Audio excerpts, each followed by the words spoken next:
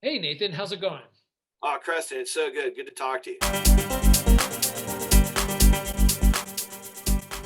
I remember when we worked together in Durham at a Christian community, Agape Corner. Do you remember that on Holloway Street, was it?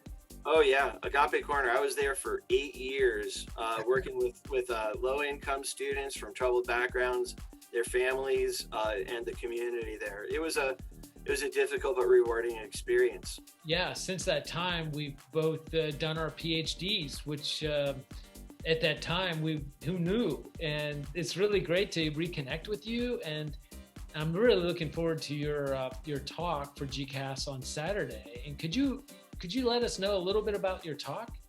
Sure. I'm really looking forward to this. My focus here is to discuss what the role of an expert is in the broader political conversation. We oftentimes look to experts and trust them without analyzing what they're trying to say, whereas an expert can be involved in the political conversation primarily by informing that conversation.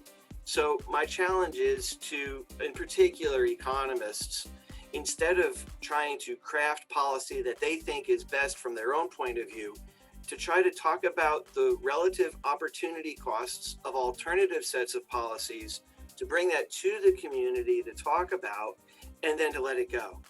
Wow. So, as an economist with my economist hat on, it's my responsibility to participate in the conversation in that way. I can take my hat off and then go and vote or Sure. participate however I want to, Yeah. but it's really important to try to encourage a better public conversation. That's what democracy really is. It's governance by discussion, not so much by voting.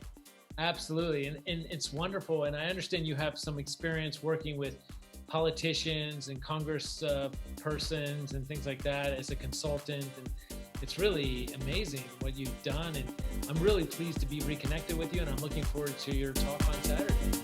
Thank you so much. This is going to be fun.